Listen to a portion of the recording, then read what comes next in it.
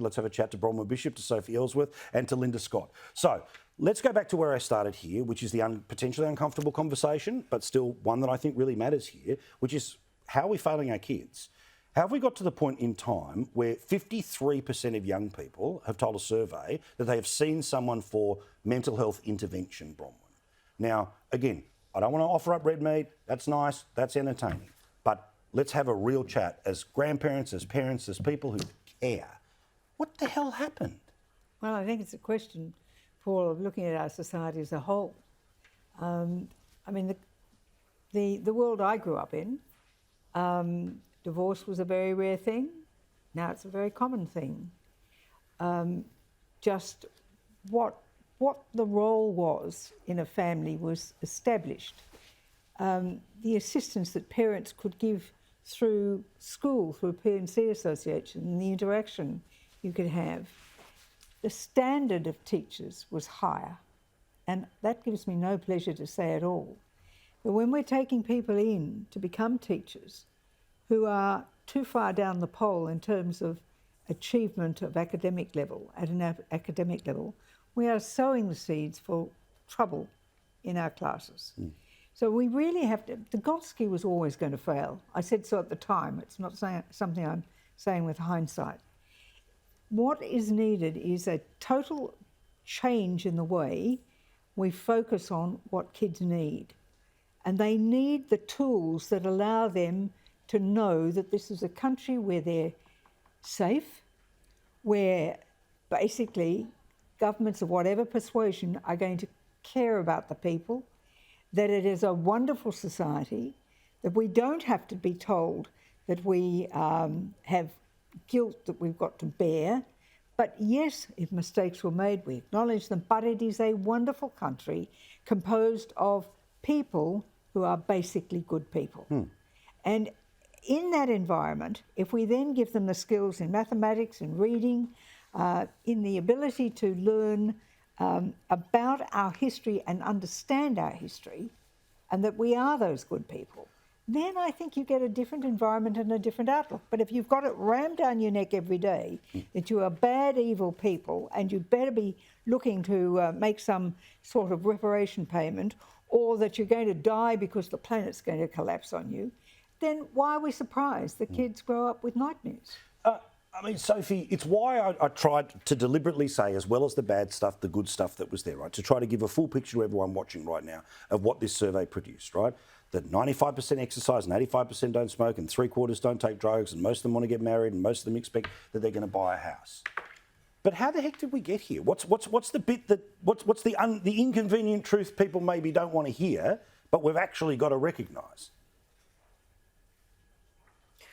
Well, Paul, I think it comes back to, I've seen this particularly in my generation, where we want to have it all now. We're not prepared to wait for things. We want them instantaneously. We want that elaborate home. We want all the fancy things. We want an elaborate car. We want to live in the best suburbs.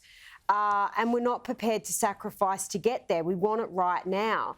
And I think that's cost a lot of Australians dearly. And we'll see the impacts of this further into the year, Paul, I believe, given the way interest rates, inflation and so forth are going.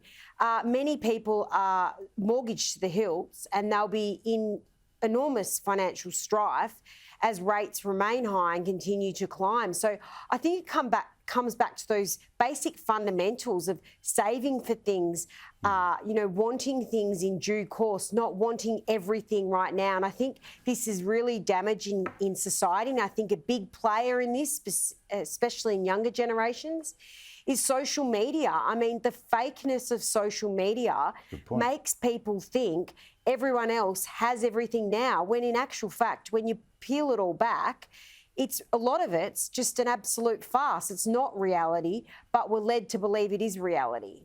I mean, Linda, again, because I just want to go to where these conversations always go, right, which is about over-prescribing doctors who are lowering the bar, all that stuff. But what does it say to you if there's 100 and whatever thousand kids that are on antidepressants in any 1 year, primary school children? Yeah, for any family that's experiencing that or any child in particular, that's really awful. Unfortunately, this is not just an Australian problem, it's a global problem, isn't it? We know around the world we're seeing these kinds of increases. I think the one other positive that's important to mention is that people have access to care and access to see a psychologist or a social worker.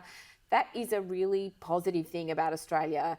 Because we have Medicare, because we have access to mental health professionals under Medicare, we don't often see that in other nations like the US. And so I think that is an important thing to call out.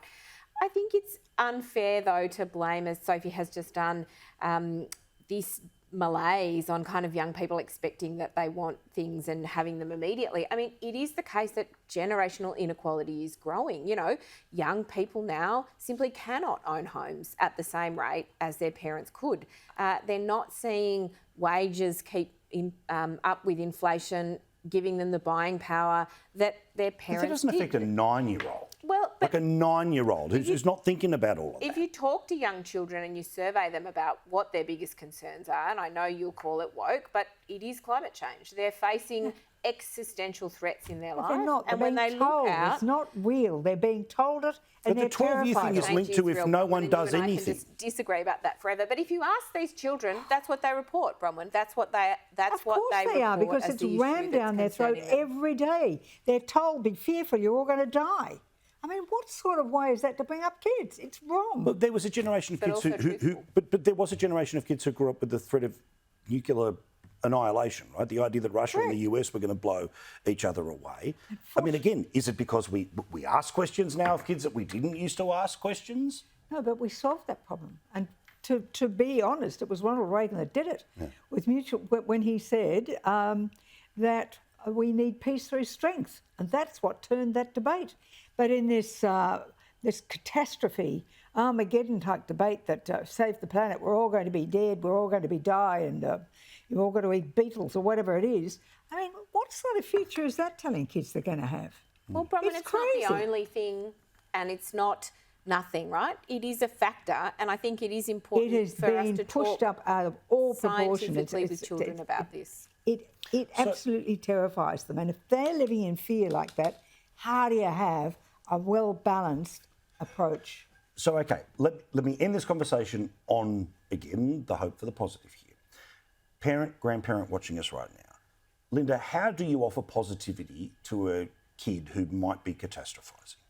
Get them help, get them access to help. I trained to be a psychologist, I don't practice, but I think it's a really important thing to encourage parents and grandparents who have children who are thinking in a very black and white way, feeling anxious or catastrophising, to get help. And there's lots of ways to do that.